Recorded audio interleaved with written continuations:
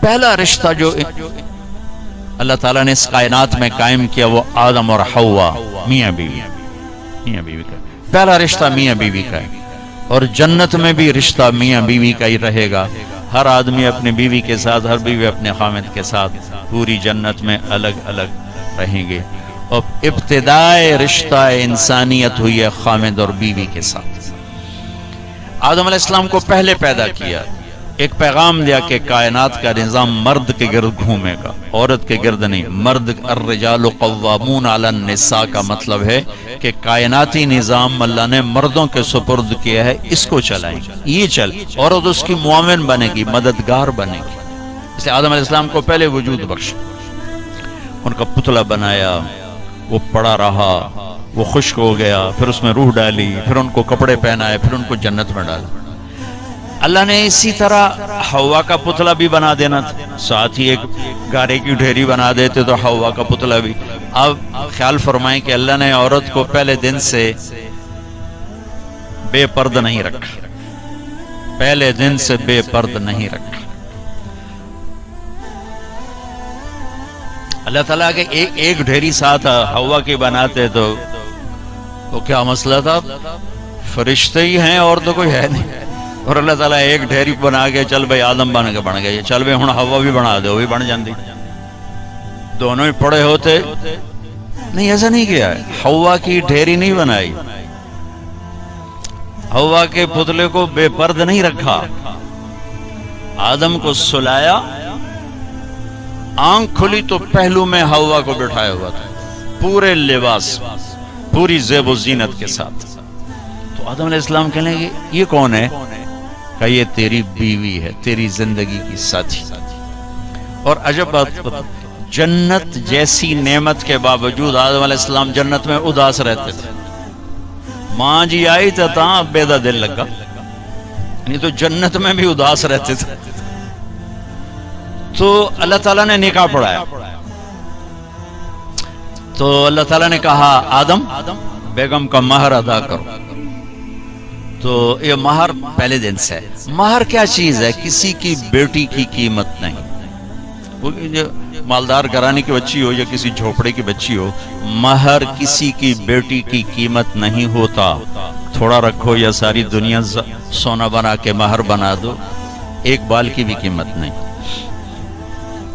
مہر ایک علامت ہے، ایک علامت ہے کہ آج کے بعد اس لڑکی کا خرچہ یہ لڑکا اٹھائے گا، جب تک وہ زندہ اور یہ نکاح قائم ہے، یہ خرچہ خامن قوامون علی النساء، گھر کا نظام مرد چلائے گا، عورت گھر میں بیٹھے گی، نسل کو تیار کرے گی، تربیت کرے گی، ایک خوبصورت نسل اگلی نسل کو دے کے دنیا سے جائے گی۔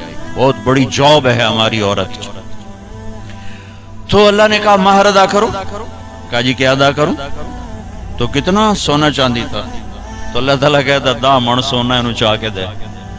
تو میرے رب نے کہا آدم تیری نسل میں میرے محبوب آنے والے ہیں، ان پر ایک دفعہ درود پڑھ دے، یہ تیری بیگم کا مہر۔ ابھی آپ کا تو تذکرہ ہی کوئی نہیں ہے سوائے اللہ کے، کسی کو نہیں پتا کہ میں کس کو بھیجنے والا ہوں اور کیا کرنے والا ہوں ان کے لیے، لیکن آدم علیہ السلام کو اشارہ کر دیا کہ تیری نسل میں میرا محبوب آئے گا، تو اس پہ ایک دفعہ درود پڑھ بھائی، یہ تیری بیگم کا مہر ہے۔ یہ انسانیت کا پہلا رشتہ ہے۔ والدین کے حقوق کے لیے چند آیات، اولاد کے حقوق کے لیے چند آیات، بہن بھائیوں کے حقوق کے لیے چند آیات ہیں، خامند بیوی کے لیے سینکڑوں آیات۔ پوری سورت اتری ہے، سورہ طلاق، پوری سورت، سورہ نساء، سورہ طلاق، سورہ مائدہ میں، سورہ بقرہ میں، سورہ آل عمران میں اللہ نے سینکڑوں آیات اتاری کہ یہ رشتہ باقی رہے، کیونکہ اس میں کمزوری ہے، اہمیت کے باوجود اس میں ایک کمزوری ہے کہ ایک بول پہ ٹوٹ جاتا، باقی رشتہ ٹوٹتا نہیں۔ میں اپنی ماں کا فرما بردار ہوں یا نافرمان ہوں، ماں بیٹے کا رشتہ نہیں ٹوٹتا، باپ کا باغی ہوں یا باپ کا خدمت گزار ہوں، یہ رشتہ نہیں ٹوٹتا، بھائی سے لڑا ہوا ہوں یا صلح ہے، یہ رشتہ نہیں ٹوٹتا، لیکن خامند اور بیوی کا رشتہ ایک بول پہ ٹوٹ جاتا۔ میرے نبی نے فرمایا علی طلاق سے بچنا، جب طلاق دی جاتی ہے تو اللہ کا عرش کانپ اٹھتا ہے، اللہ کا عرش کانپ اٹھتا ہے جب بے جا طلاق دی جاتی ہے۔ ضرورت کے تحت تو طلاق رکھی گئی، لیکن جیسے آج کل کی طلاقیں ہو رہی تو اللہ کا عرش کانپ اٹھتا۔ میں اسلام آباد سے آ رہا ہوں تو وہاں ایک بچی ملی مجھے، کہا کہ مجھے طلاق ہو گئی کہ سسرال والوں کا تیرے ابے گڈی تا دیتی کو نہیں، چل واپس، اور خود وہ ڈاکٹر ہے جی، طلاق ہو گئی۔ تو اس طرح جب ظلم و ستم ہوتا ہے تو پھر اللہ کا عرش کانپ اٹھتا ہے۔ تو یہ رشتہ کیسے گزارنا ہے کہ زندگی خوبصورت ہو جائے؟ چونکہ میری بات سن لیں غور سے، آپ مالدار لوگ بیٹھے ہیں، پیسے سے آپ زندگی کو خوبصورت نہیں بنا سکتے، گھر خوبصورت بنا سکتے ہیں، گاڑی خوبصورت لے سکتے ہیں، زیور خوبصورت خرید سکتے ہیں، زندگی کی خوبصورتی کا تعلق ان چیزوں سے نہیں ہے۔ زندگی کی خوبصورتی صرف میرے نبی کی غلامی میں، نبی پاک صلی اللہ علیہ وسلم ایک پاکیزہ زندگی لے کر آئے، جو اس کے پیچھے چلے گا اس کی زندگی میں حسن آئے گا، جمال آئے گا، کمال آئے گا، باقی ویرانیوں کے سوا کچھ بھی نہیں۔ تو میرے نبی نے 11 گھر آباد کیے ہمیں زندگی سکھانے کے لیے۔ عورت مظلوم تھی ہر دور میں، آج بھی ہے اور پہلے بھی تھی۔ کہیں عورت بھی ظالم ہوتی ہے، میں کوئی صرف ان کا وکیل صفائی بن کے بات نہیں کر رہا ہوں، لیکن جو معاشرے میں ہے وہ بات کر رہا ہوں کہ عام طور پہ دیہات ہو، شہر ہو، اور ہمارے یورپ کی عورت تو بڑی بیچاری مظلوم ہے، نہ وہ ماں ہے، نہ بیٹی ہے، نہ بیوی ہے، نہ بہن ہے، کچھ بھی نہیں، ایک ٹیشو پیپر ہے، استعمال کے اٹھا کے پھینک۔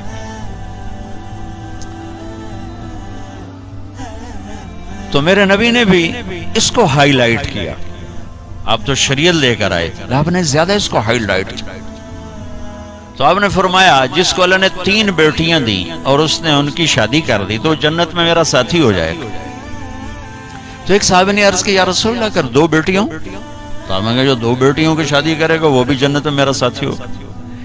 ایک نے کہا یا رسول اللہ اگر 1 بیٹی ہو، اللہ اس کا بھلا کرے، کسی کی ہوتی ایک، کہ یا رسول اللہ اگر 1 بیٹی ہوگا، جو 1 کی بھی شادی کرے گا وہ جنت میں میرا ساتھی ہوگا۔ ٹھیک، اب 10 بیٹوں کی شادی کرو تو جنت کا وعدہ کوئی، اور 1 بیٹی کی ڈولی اٹھا دو تو میرے نبی فرما رہے ہیں وہ جنت میں میرے ساتھ ایسے ہوگا، ایسے، 2 انگلیوں کو اشارہ کیا کہ میرے ساتھ ایسے ہوگا، اس کی کمزوری کی وجہ سے کہ وہ پستی ہے۔ تو میرے نبی نے مختلف مزاج کی عورتوں سے شادی کر کے خوبصورت زندگی پیش کی، نمونہ پیش کر کے تشریف لے کے۔ بچوں سے نسل چلتی ہے، بچے باپ کی جگہ سنبھالتے ہیں اور ان کی شادی کرنے پر اجر ہے، جنت کا وعدہ کوئی نہیں۔ اور بچی پرائی نسل لے کر چلتی ہے، اپنا گھر چھوڑ کے دوسرے گھر چلی جاتی ہے، اور میرے نبی فرما رہے ہیں 3 کی کرے تو ایسے، اور 2 کی کرے تو ایسے، اور 1 کی کرے تو میرے ساتھ ایسے ہے، اور 10 بچوں کی کرے تو اجر تو ملے گا، جنت کا وعدہ کوئی نہیں۔ پھر آپ نے فرمایا جس نے اللہ کو 2، آپ کے نہ فرمایا جس کو اللہ نے 2 بہنیں دی یا 2 بیٹیاں دی، کبھی بیٹی ہوتی ہے بہن نہیں ہوتی، کبھی بہن ہوتی ہے بیٹی نہیں ہوتی، اور اس نے ان کی شادی کی اور ان کا حق ادا کیا تو وہ جنت اس پہ واجب ہو گئی، جنت اس پہ واجب ہو گئی۔ حق ادا کرنے کا کیا مطلب ہے؟ ہمارے پورے بر صغیر میں دنیا کا تو پتہ نہیں ہے، بہنوں کو کچھ نہیں دیا جاتا، صرف جہیز دیا جاتا ہے۔ پنجاب ہو، سندھ ہو، بلوچستان ہو، سرحد ہو، ہر جگہ بہن کو، بہت کم لوگ ہیں جو بہنوں کو باپ کی وراثت میں سے پورا حصہ دیتے ہیں، ورنہ بھائی کھا پی جاتے ہیں۔ ہمارے ہاں تو ذمہ دار جیلی انگوٹھے لگا کے زمین پہ قابض ہو کے بیٹھ جاتا، دینا ہی سوال ہی نہیں پیدا ہوتا۔ اور میرے رب نے جب قرآن اتارا تو بیٹی کی وراثت پہلے بیان کی، بیٹی کی وراثت بعد میں بیان کی۔ یہ عجیب بات ہے، یہ عرب کا دستور تھا کہ بچی کو کچھ نہیں ملتا تھا، سارا بیٹے کا۔ ہندی ثقافت میں بچی کے لیے کچھ نہیں، سب بیٹے کا ہے، بچی کے لیے جہیز ہے بس۔ میرا نبی جو دین لائے اور عرب کا جو ماحول تھا وہ یہ تھا سب کچھ بیٹے کا، تو قرآن یوں سوال اٹھاتا تو پھر بیٹی کو کیا ملنا چاہیے؟ یوں سوال اٹھاتا نا، تو اللہ کہتا بیٹی کو بیٹے کا آدھا ملنا چاہیے. لیکن اللہ نے جب قرآن اتارا تو ایسا خوبصورت انداز میں اتارا کہ اللہ نے یہ سوال اٹھایا کہ بیٹے کو کتنا ملنا چاہیے. بیٹے کو تو مل ہی رہا تھا پہلے، لیکن اب قرآن کی آیت میں پیش کرتا ہوں. قرآن نے یوں سوال اٹھایا کہ بیٹے کو کتنا دیا جائے گا، جیسے بیٹے کا حق ہے ہی کوئی نہیں، بیٹے کو کتنا ملے گا؟ تو اللہ نے کہا للذکر مثل حظ الانثیین، جتنا ہم نے 2 بیٹیوں کا حق رکھا ہے اتنا ایک بیٹے کو دے دیا جائے. حالانکہ ماحول کے مطابق ہونا چاہیے تھا جتنا ہم نے بیٹے کا حق رکھا اس کا آدھا بیٹی کو دے دیا جائے. میرے رب نے کہا جتنا 2 بیٹیوں کا ہم نے حق رکھا ہے وہ ایک بیٹے کو دے دیا جائے. پورے عرب کی تہذیب پر ہتھوڑا چلایا کہ جس پیٹ سے بچہ نکلا اسی سے تو بیٹی نکلی، جس چھاتی کا دودھ بیٹے نے پیا اسی کا تو بہن نے پیا ہے، اسی کا تو بیٹی نے پیا ہے. جس چھت کے نیچے بچہ پروان چڑھا اسی کے نیچے تو بچی پروان چڑھی. جس گود میں بیٹا پروان چڑھا اسی گود میں تو بیٹی کھیل کے پروان چڑھی. اور دوسرے گھر جا کر تم نے اس کا حق اڑا دیا. چور چوری کرے تو پکڑ کے تھانے دیتے ہو، یہ جو سارے بھائی چور بیٹھے ہیں ان کو پکڑ کے تھانے کیوں نہیں دیتے ہو؟ جنہوں نے اللہ کی شریعت کو یوں مذاق اڑا کے رکھ دیا. میں رائمنڈ جب پڑھتا تھا تو میں اپنے استاد صاحب جن سے میں نے قرآن کی تفسیر پڑھی ان کے لیے شہد کی بوتل لے کر 10 روپے کی شہد کی بوتل اپنے باغ سے میں نے اتروایا. میں نے پیش کیا کہ استاد جی آپ کے لیے شہد لایا ہوں. کہنے لگے کہاں سے لائے ہو؟ میں نے کہا جی میرے اپنے باغ کا ہے. اب آپ سوال پہ غور کرو. فرمایا تیرے باپ نے اپنی بہنوں کو وراثت میں سے حصہ دیا تھا؟ تیرے باپ نے اپنی بہنوں کو تمہارے دادا کی وراثت میں سے حصہ دیا تھا؟ میں نے کہا جی اللہ کا بڑا شکر ہے میرے باپ کی بہن ہی کوئی نہیں تھی. جے ہوندی تا کدی نہ دین دے. کون دیندا؟ جے ہوندی تا کدی نہ دین دے. میں نے کہا جی شکر ہے 2 ہی بھائی تھے انہی کی ساری زمین ہے وراثت ہے، میرے ابے کی بہن ہی کوئی. اچھا تو تیرے دادا نے اپنی بہنوں کو حصہ دیا تھا؟ میں کہا میں جمعیا ہی کوئی نہ ہوں، میرے کو کی پوچھی جانتے ہو دادے دیتا ہے کہ نہیں دیتا. اتنی ریسرچ کے بعد ایک 10 روپے کی شہد کی بوتل مجھ سے قبول فرمائی. کیا مطلب تھا اس سوال کا کہ اگر تیرے باپ کی کوئی بہن ہے اور اس نے حصہ نہیں دیا تو یہ شہد میرے لیے جائز نہیں ہے، اور اگر دیا ہے تو پھر ٹھیک ہے لے میں رکھ لینا. جب میں نے تسلی دی جناب میرے ابے دی کوئی بہن کوئی ہیں 2 بھرا ہیں بس اور کچھ، میں کہا اچھا ٹھیک ہے اب رکھ دو. اللہ نے اتنا حق رکھا چونکہ کھا جاتے تھے دیتے نہیں. اور آج بھی یہی دستور ہے کہ بیٹی کے لیے کوئی جہیز ہے باقی کچھ بھی نہیں. مجھے آپ کے شہروں کا نہیں پتا، میں اپنے دیہات کی بات کر رہا ہوں. ہمارے دیہاتوں میں نہیں دیا جاتا، ظلم و ستم ہے.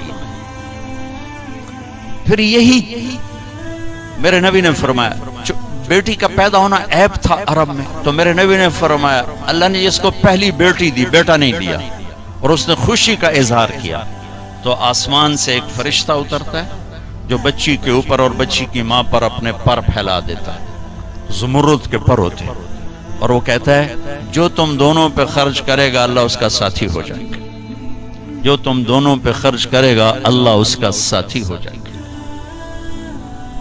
یہی جب بیوی بنتی ہے پرائے گھر جاتی ہے تو میرے نبی نے فرمایا اس کائنات کی مختصر سی زندگی ہے اور یہ مختصر سا ساز و سامان ہے اور اس کائنات کی سب سے اعلیٰ ترین چیز وہ نیک بیوی ہے. اس کائنات کی سب سے اعلیٰ چیز نیک بیوی ہے. اور آپ نے فرمایا خیرکم خیرکم لأہلہ، اعلیٰ درجے کا مسلمان وہ ہے جو بیوی سے حسن سلوک کرتا. اور پھر آپ نے فرمایا انا خیرکم لأہلی، اور میں تم سب میں سب سے زیادہ اپنی بیویوں کے ساتھ حسن سلوک کرتا ہوں.